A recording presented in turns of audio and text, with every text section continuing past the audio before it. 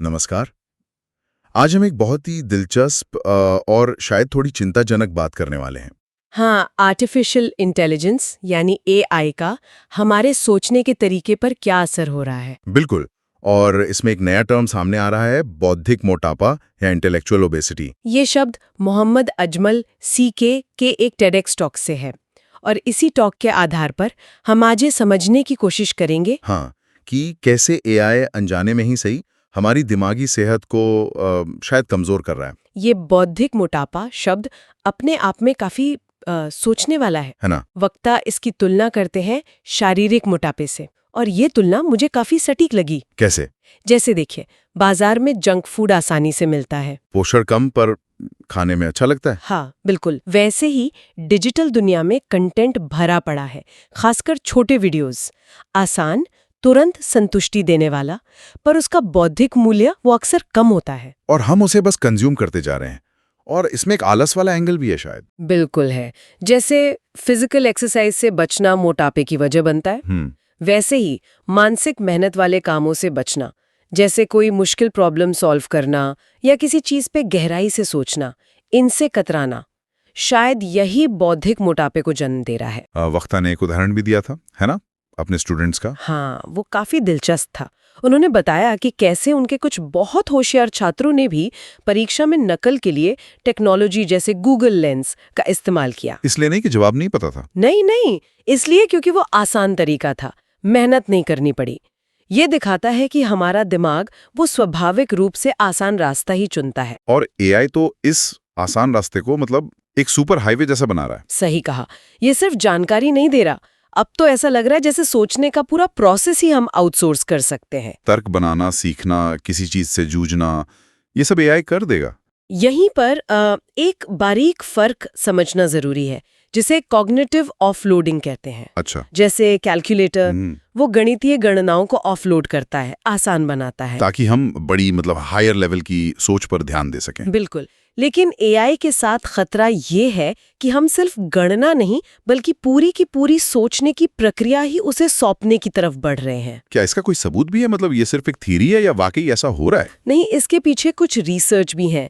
MIT के एक study का जिक्र टॉक में था। हाँ, मैंने भी पढ़ा था उसके बारे में। उसमें पाया गया कि जिन लोगों ने निबंध लिखने के लिए चैट जीपीटी का इस्तेमाल किया, उनके दिमाग के कुछ खास हिस्से जो फोकस, मेमोरी बनाने और क्रिटिकल थिंकिंग के लिए जरूरी हैं, उनमें एक्टिविटी कम हो गई। हाँ, उनमें गतिविधि काफी कम थी।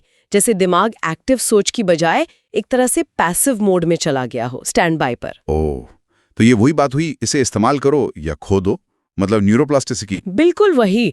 जैसे मसल्स को मजबूत रखने के लिए वर्जिश चाहिए, वैसे ही दिमाग को तेज रखने के लिए मानसिक चुनौती, थोड़ी मशक्कत चाहिए। और एआई पर जरूरत से ज्यादा निर्भरता, वो इस जरूरी दिमागी वर्जिश को ही खत्म कर सकती है। यही चिंता है। और ये अगली पीढ़ी के लिए तो और भी गंभीर बात हो सकती है, जिन्हें वक्ता ने एआई लैब रैट्स कहा है। हाँ, ये शब्द थोड़ा कठोर लगता है, पर शायद स्थिति की गंभीरता दिखाता है। मतलब इन पावरफुल टूल्स को बच्चों के हाथ में दे दिया गया है, बिना ये सोचे समझे कि लंबे समय में उनके दिमाग के विकास पर क्या असर होगा। ये वाकई एक बड़ी चिंता है।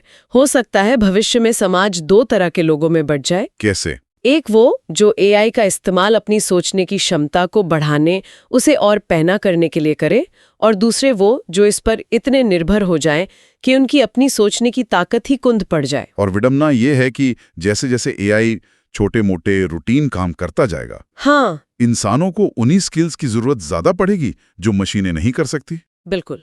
जैसे creativity, critical thinking, problem solving. और यही स्किल्स बौद्धिक मोटापे की वजह से खतरे में हैं। सही। तो सवाल उठता है कि करें क्या? हाँ, एआई को बैन करना तो शायद संभव नहीं है और शायद सही भी नहीं। नहीं, बिल्कुल नहीं। वक्ता का सुझाव शिक्षा व्यवस्था पर फिर से सोचने का है। फोकस बदलने की बात। हाँ, फोकस जवाब रटने से हटाकर सोचने की प्रक्रिया, उस प्रोसेस पर लाने की जरूरत है।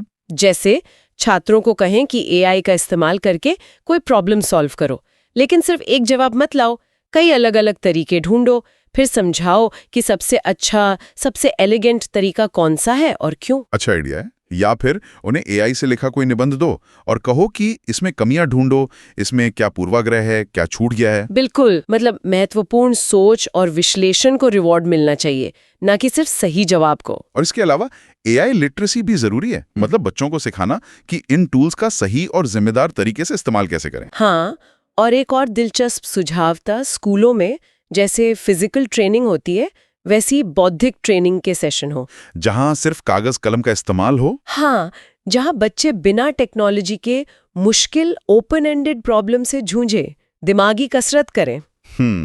तो कुल मिलाकर बात यह है कि एआई एक बहुत शक्तिशाली औजार है, इसमें कोई शक नहीं है। बिल्कुल, लेकिन इसका जरूरत से ज्यादा या गलत इस्तेमाल हमारे संज्ञानात्मक विकास को रोक सकता है।